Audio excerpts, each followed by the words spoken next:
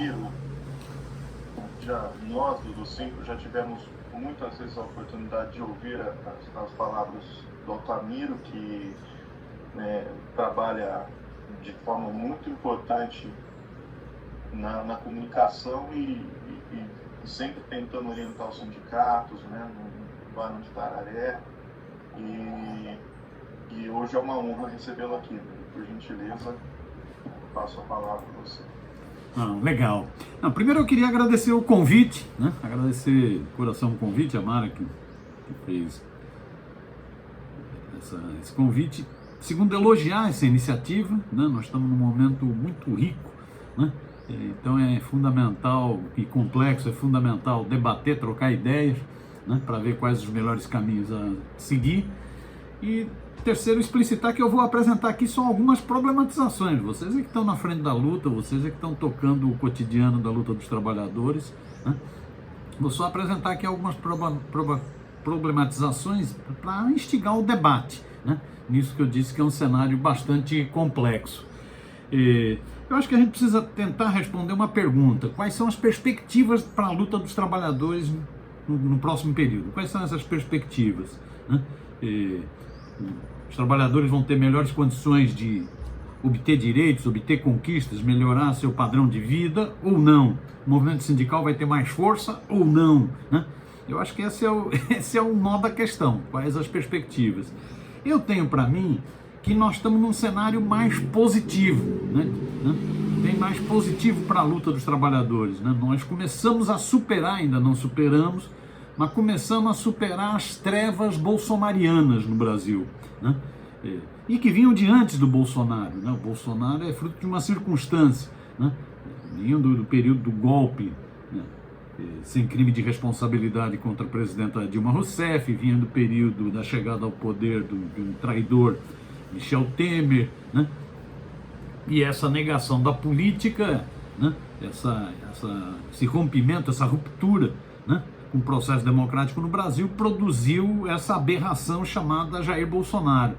Então nós estamos começando a superar essas trevas, depois de apanhar muito. Nós apanhamos 6 anos seguidos, até um pouco antes, com o processo de desestabilização do governo da Dilma e com as dificuldades econômicas, mas com o golpe e com a ascensão do fascista, nós tivemos, só para listar rapidamente, nós tivemos uma reforma trabalhista, porque não tem nada de reforma. Quando a gente fala reforma é para melhorar a casa, melhorar o ambiente de trabalho. Ali é uma deforma trabalhista que golpeou vários direitos dos trabalhadores. O Santana, que manja disso, fala super bem sobre o tema, golpeou vários direitos dos trabalhadores, golpeou a justiça do trabalho e golpeou a ação coletiva dos trabalhadores, golpeou os sindicatos, asfixiou financeiramente os sindicatos.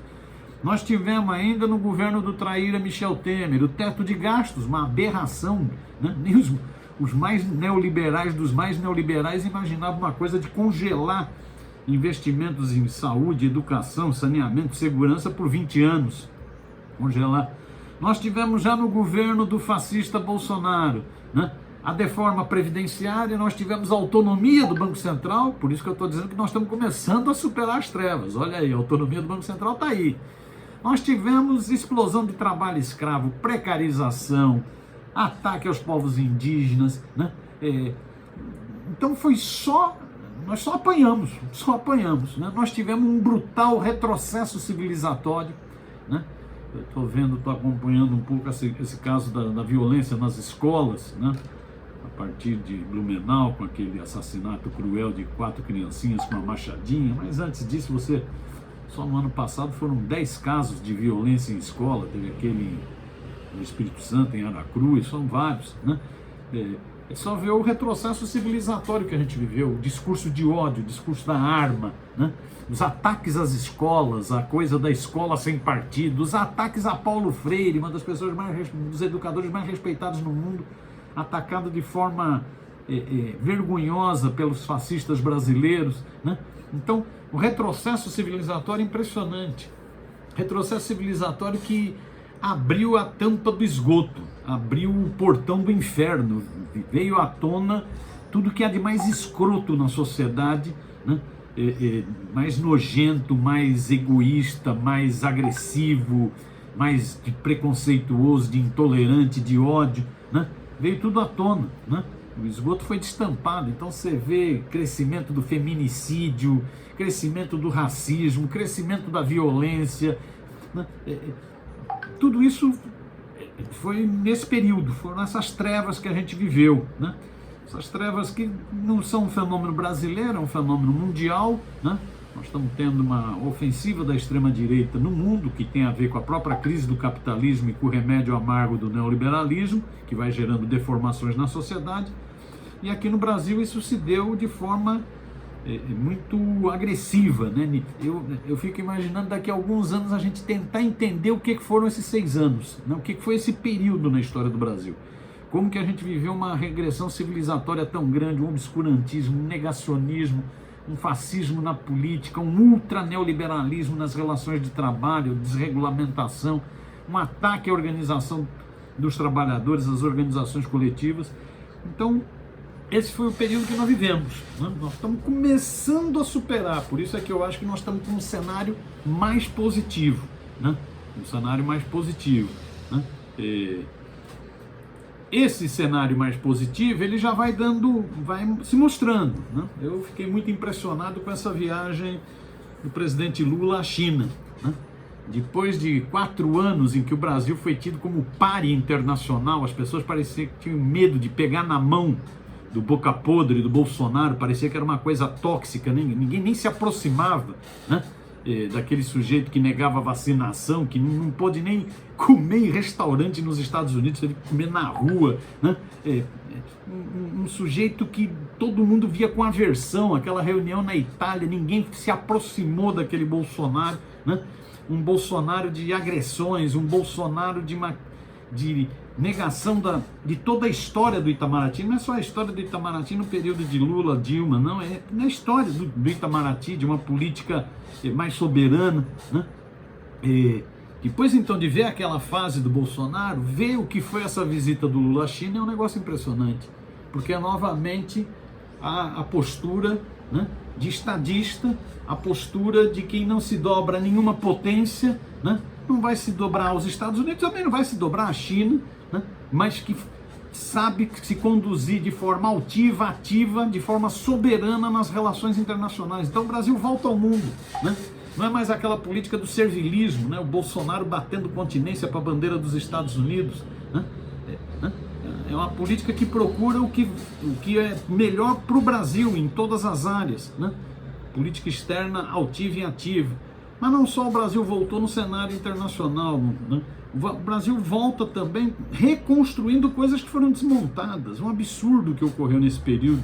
Desmonte do Bolsa Família, desmonte do Minha Casa Minha Vida, desmonte do Mais Médicos, farmácia popular, merenda escolar, sem aumento real do salário mínimo. Tudo isso começa a voltar.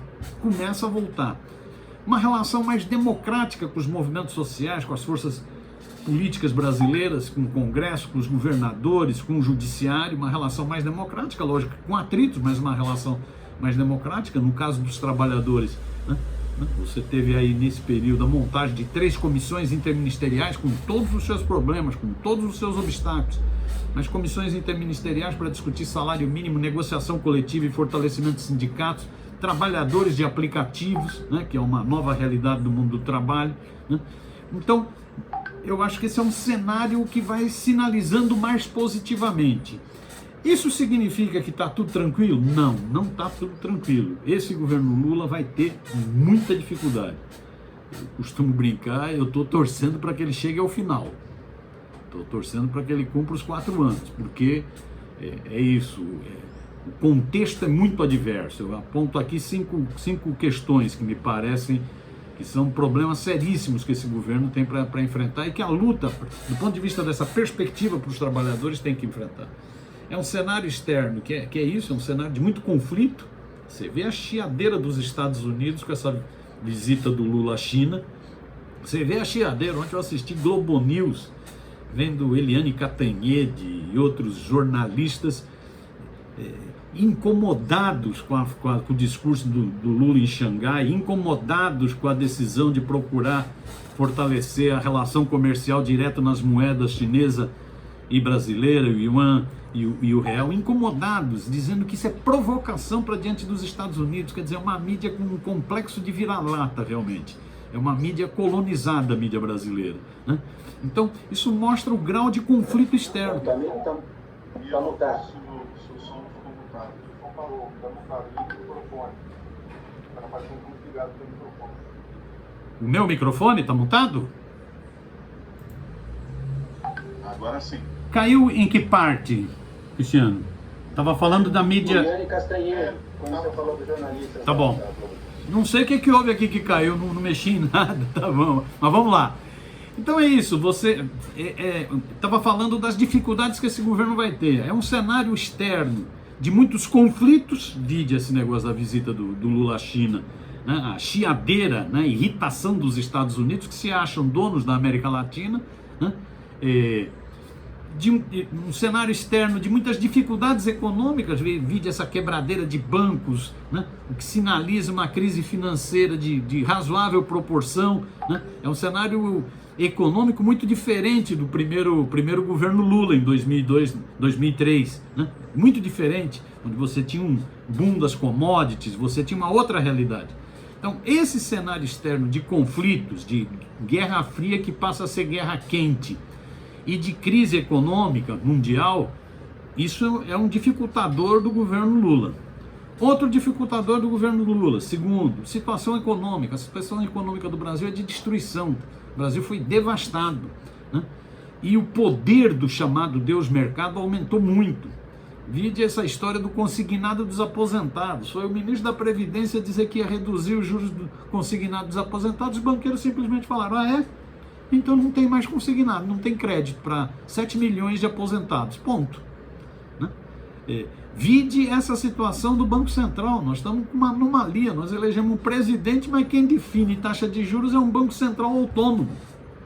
É uma anomalia, um Banco Central que está infiltrado, porque o presidente do Banco Central, o Roberto Campos Neto, é um bolsonarista de carteirinha, fez campanha para o Bolsonaro, participava do grupo de Zap Ministros do Bolsonaro. É um rentista, é um homem dos abutres financeiros, do capital financeiro, e é um homem autoritário, né? Não nega o vô que teve, o Roberto Campos, que foi um dos personagens econômicos mais importantes da ditadura militar, no pior período da ditadura militar, né? O Roberto Campos era apelidado de Bob Fields, né? Esse aqui é o Bob Fields Neto. Então você tem situação econômica, está engessada, com um Banco Central que parece que está conspirando, que está, né, tá jogando na desestabilização, né, da economia. E que, se a economia não cresce, é o terreno fértil para o fascismo, para descontentamento, e o fascismo ganha novamente força. Então esse é um segundo aspecto de muita dificuldade desse governo, muita dificuldade para a luta dos trabalhadores. Terceiro aspecto que pesa é a correlação de forças muito adversas no Congresso, né? Eu estava falando, Santana, naquela nossa conversa lá na CONTE, eu tinha falado que as forças de esquerda tinham conseguido eleger 134 deputados. Hoje eu fui atrás do dado preciso. As forças de esquerda elegeram para a Câmara Federal 126 deputados. PT 68, PCdoB 7, PV 6, isso forma a Federação Esperança. PSOL 13, Rede 1, isso forma a Federação do PSOL. PDT 17, PSB 14, 126 deputados de 513. No Senado a situação é dramática, né? O PT elegeu 9, o PSB 4, o PDT 3, a Rede 1, mas ninguém elegeu. Num Senado de 81 senadores, você tem 17. Ou seja, é uma situação muito adversa no Congresso. É muito difícil aprovar projetos de interesse dos trabalhadores nesse Congresso. Tudo vai ter que ser muito negociado, né? Você está com um superpoder, apesar agora desse racha do Centrão, um superpoder do Arthur Lira, né? Então, o terceiro ponto que eu levanto de dificuldade é isso, é a correlação de forças no Congresso, no Parlamento brasileiro. Quarto ponto, o Bolsonaro perdeu a eleição, mas o fascismo ganhou força no Brasil, ele se enraizou mais, né? E você vê, Bolsonaro perdeu a eleição, mas o bolsonarismo elegeu quase todos os governadores, ou todos os governadores da região sul, sudeste, centro-oeste, elegeu senadores, elegeu uma bancada totalmente desqualificada de deputados federais, vide as cenas recentes na Comissão de Constituição e Justiça contra o Flávio Dino, agora na Comissão de Segurança Pública de novo contra o Flávio Dino, né?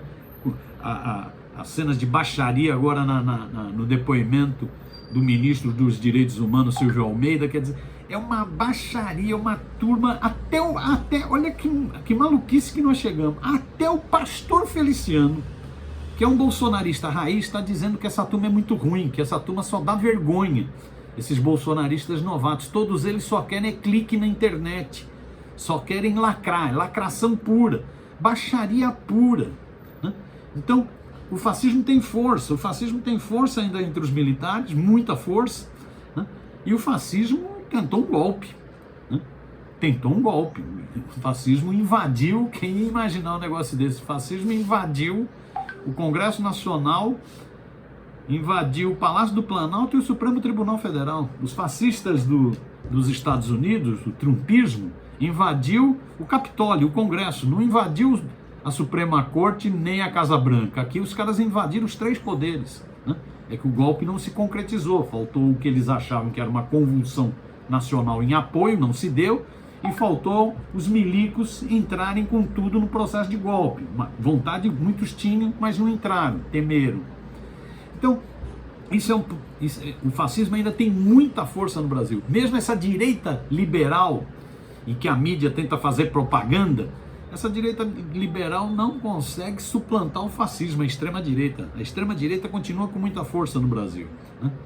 Só vê pesquisa já com sondagens para a eleição presidencial, né? A extrema-direita continua, a direita liberal, o que alguns chamaram no passado de terceira via, a terceira via está congestionada, não funciona, né? Então, nós temos esse fascismo. E eu acho que um quinto elemento das nossas dificuldades tem a ver com o próprio movimento sindical e social, né? Em função de mudanças profundas no mundo do trabalho, na materialidade de classe, mas também em função de problemas de direção, né? O movimento social brasileiro está muito frágil, está com muita dificuldade de mobilização, né? Está com muita dificuldade de falar com os trabalhadores na sua base, né? O movimento sindical brasileiro vem perdendo ano a ano sócios, né? Agora a última estimativa de sindicalizados caiu mais 1%, nós estamos com 10% da população economicamente ativa brasileira sindicalizada, né? Então é um cenário difícil, só no período do golpe, da reforma trabalhista, da asfixia financeira, da contribuição sindical, só naquele período, em 2 anos, perdeu 2,9 milhões de sindicalizados. Então o movimento social vem mostrando dificuldades. Diante desse cenário, ou seja, é um cenário mais positivo, porque estamos superando as trevas bolsonarianas, é um cenário mais positivo, porque você vê medidas, né, na política externa, na política social, nas relações democráticas com a sociedade civil, medidas benéficas, né? Mas é um cenário que apresenta, eu listei aqui 5 pontos de dificuldade. Diante disso, o que fazer? Não tem resposta para isso, vocês é que vão ter que construir a resposta, os trabalhadores têm que construir a resposta. Agora, eu acho que tem algumas pistas, eu queria só listar as pistas para terminar exatamente nos 20 minutos proposto. Eu acho que uma questão decisiva, mais do que nunca, é preciso fortalecer a organização dos trabalhadores, a ação coletiva dos trabalhadores. Mais do que nunca, os sindicatos são indispensáveis. Vai ser com a ação sindical, com a ação do movimento social, que nós vamos empurrar esse governo para cumprir os seus compromissos de campanha, que nós vamos derrotar o fascismo. Então, mais do que nunca, é preciso fortalecer os sindicatos. Sem sindicatos fortes, nós vamos ter muita dificuldade no debate, por exemplo. Já está um pega para capar nessa história do aumento real do salário mínimo. Já estão tentando sabotar esse negócio. Por dentro, inclusive, do governo. Porque esse é um governo de frente, tem muitas contradições. Então, só com sindicatos fortes é que nós vamos garantir a questão da valorização do salário mínimo. Só com sindicatos fortes é que nós vamos rediscutir a questão da reforma trabalhista, os crimes que foram cometidos, inclusive contra a organização sindical. Só com um sindicato forte que nós vamos discutir essa nova realidade do trabalho, que a gente não entende direito e que gera grandes desafios. Como organizar o trabalhador por aplicativos, como organizar 1.800.000 trabalhadores por aplicativo que já existem no Brasil. Então, só com o fortalecimento da organização sindical, com o fortalecimento da ação coletiva, da luta. Eu acho que esse é um grande desafio, fortalecer a organização sindical, fortalecer a luta dos trabalhadores, tentar, nós apanhamos muito, agora está no momento de tentar recuperar as nossas forças, né? Aproveitar esse momento para recuperar as nossas forças. Segundo, pressão sobre o governo, né? Porque esse é um governo que está sob intensa disputa, o cenário é muito adverso, a pressão do capital, a pressão do império, né? A pressão do parlamento é muito forte, e para ganhar a eleição foi preciso montar uma ampla frente para derrotar o fascismo. Agora, essa ampla frente tem as suas contradições. Então você tem que manter a ampla frente até para aprovar coisa no Congresso, mas nessa ampla frente tem contradições. Veja toda essa discussão agora sobre o tal do arcabouço fiscal, né? Então, é preciso ter pressão sobre o governo. Eu estou utilizando muito uma frase, uma citação do Frei Beto, né? Frei Beto diz o seguinte: feijão só fica bom sob pressão. É preciso pressão. Terceiro, é preciso agir com inteligência política, para também você não fazer o jogo do inimigo e não colocar tudo novamente a perder. Então você pressiona, mas sabe também o momento de recuar, né? Tem a inteligência política. Eu acho que esses são os grandes desafios da luta dos trabalhadores no próximo período. É isso, falei em 21 minutos e 30 segundos. Chega! Desculpa aí ter estourado 1 minuto e 30 segundos.